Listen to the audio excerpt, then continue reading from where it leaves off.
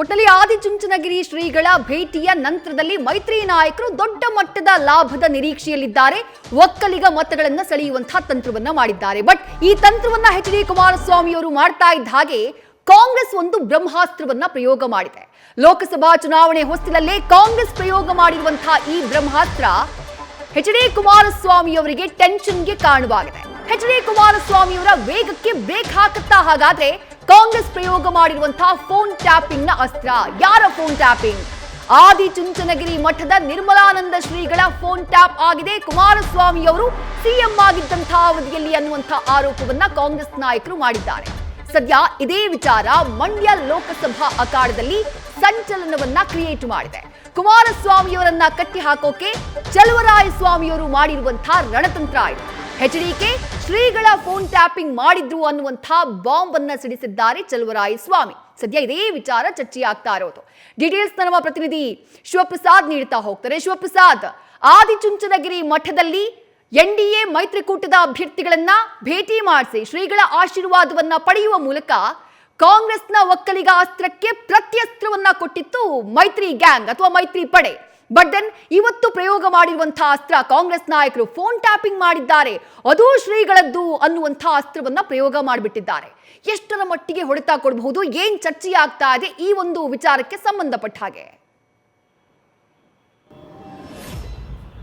ಖಂಡಿತವಾಗಿ ವಿದ್ಯಾಶ್ರೀ, ಮಂಡ್ಯ ಲೋಕಸಭಾ ಚುನಾವಣಾ ಅಖಾಡದಲ್ಲಿ ಇಷ್ಟು ದಿನ ಬೇರೆಯದ್ದೇ ಲೆಕ್ಕಾಚಾರಗಳು ನಡೀತಾ ಇತ್ತು. ಇದಕ್ಕೆ ಪ್ರತಿಯಾಗಿ ಕುಮಾರಸ್ವಾಮಿ ಅವರು ಯಾವಾಗ ಮಂಡ್ಯ ಲೋಕಸಭಾ ಕ್ಷೇತ್ರದಿಂದ ಜೆಡಿಎಸ್ ಅಭ್ಯರ್ಥಿಯಾಗಿ, ಅದರಲ್ಲೂ ಪ್ರಮುಖವಾಗಿ ಎನ್ಡಿಎ ಅಭ್ಯರ್ಥಿಯಾಗಿ ಕಣಕ್ಕಿಳಿದ್ರು, ಅದರಲ್ಲೂ ಕೂಡ ಕಾಂಗ್ರೆಸ್ನ ನಾಯಕರು, ಅದರಲ್ಲೂ ಉಸ್ತುವಾರಿ ಸಚಿವರಾಗಿರ್ತಕ್ಕಂಥ ಚಲುವರಾಯಸ್ವಾಮಿ ಅವರು ಇವತ್ತು ಫೋನ್ ಟ್ಯಾಪಿಂಗ್ ವಿಚಾರವನ್ನ ಪ್ರಸ್ತಾಪ ಮಾಡಿದ್ದಾರೆ.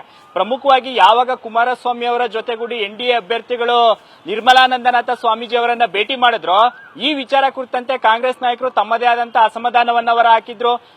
ಕುಮಾರಸ್ವಾಮಿ ಅವರು ಒಬ್ಬರೇ ಹೋಗ್ಬೇಕಾಗಿತ್ತು, ಎನ್ಡಿಎ ಅಭ್ಯರ್ಥಿಗಳನ್ನ ಕರ್ಕೊಂಡು ಹೋಗಿದ್ದೇನಕ್ಕೆ ಅಂತಕ್ಕಂಥ ವಿಚಾರದ ಜೊತೆಗೆ ಮೈತ್ರಿ ಸರ್ಕಾರ ಪತನವಾಗಿ ಒಕ್ಕಲಿಗ ಸಮುದಾಯದ ಮುಖ್ಯಮಂತ್ರಿಯನ್ನ ಕೆಳಗಿಳಿಸಿದ್ದ ಬಗ್ಗೆ ಪ್ರಶ್ನೆ ಮಾಡಬೇಕಾಗಿತ್ತು ಅಂತಕ್ಕಂಥ ಮಾತುಗಳು ಕೂಡ ಕೇಳಿಬಂದಿದ್ದು. ಇದಕ್ಕೆ ಪ್ರತಿಯಾಗಿ ಯಾವಾಗ ಒಕ್ಕಲಿಗ ಸಮುದಾಯದ ಮತಗಳನ್ನ ಎನ್ಡಿಎ ಅಭ್ಯರ್ಥಿಗಳು ಟಾರ್ಗೆಟ್ ಮಾಡಿದ್ರು, ಅದರಲ್ಲೂ ಕುಮಾರಸ್ವಾಮಿ ಅವರು ಒಕ್ಕಲಿಗ ಸಮುದಾಯದ ಮತಗಳನ್ನ ಟಾರ್ಗೆಟ್ ಮಾಡ್ತಿದ್ದಾರೆ ಅಂತಕ್ಕಂಥ ವಿಚಾರ ಗೊತ್ತಾಗಿದ್ದೇ ತಡ ಈ ವಿಚಾರವನ್ನ, ಅಂದ್ರೆ ಫೋನ್ ಟ್ಯಾಪಿಂಗ್ ವಿಚಾರವನ್ನ ಇವತ್ತು ಹೊಸದಾಗಿ ಪ್ರಯೋಗ ಮಾಡಿದ್ದಾರೆ.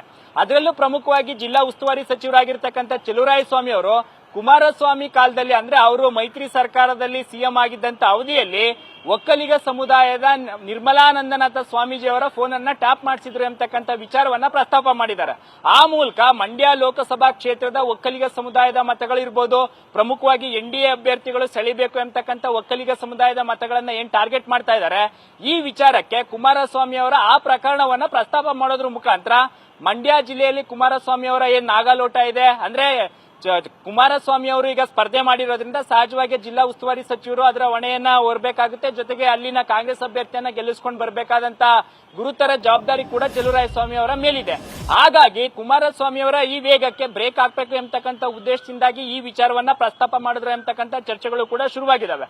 ಇನ್ನು ಡಿಸಿಎಂ ಡಿ.ಕೆ. ಶಿವಕುಮಾರ್ ಅವರು ಕೂಡ ಫೋನ್ ಟ್ಯಾಪಿಂಗ್ ವಿಚಾರವನ್ನ ಪ್ರಸ್ತಾಪ ಮಾಡಿ ಚಲುವರಾಯಸ್ವಾಮಿ ಅವರ ವಿಚಾರಕ್ಕೆ, ಅಂದ್ರೆ ಅವರು ಫೋನ್ ಟ್ಯಾಪಿಂಗ್ ವಿಚಾರಕ್ಕೆ ಅವರು ಕೂಡ ಧ್ವನಿಗೂಡಿಸೋದ್ರ ಮುಖಾಂತರ ಒಕ್ಕಲಿಗ ಸಮುದಾಯದ ಮತಗಳನ್ನ, ಅಂದ್ರೆ ಒಕ್ಕಲಿಗ ಸಮುದಾಯದ ಕಾರ್ಯಕರ್ತರನ್ನ ಈ ಕಡೆ ಸೆಳಿತಕ್ಕಂತ ಪ್ರಯತ್ನವನ್ನೇನಾದ್ರೂ ಮಾಡಿದ್ರೆ ಅಂತಕ್ಕಂಥ ಚರ್ಚೆಗಳು ಕೂಡ ಈಗ ಶುರುವಾಗಿದ್ದಾವೆ.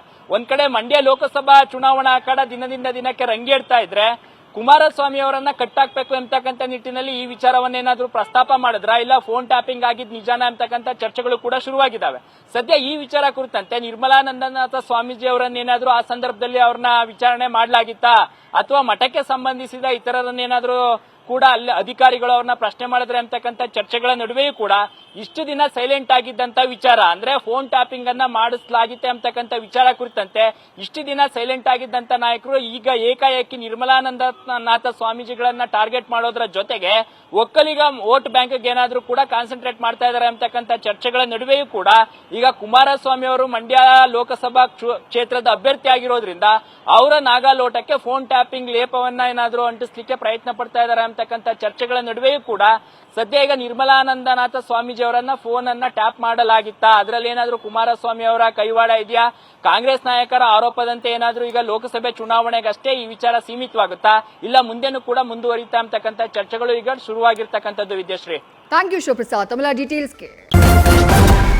ನ್ಯೂಸ್ ಫಸ್ಟ್ ನಿರ್ಭೀತಿಯಿಂದ ನಿಮ್ಮ ಪರವಾಗಿ.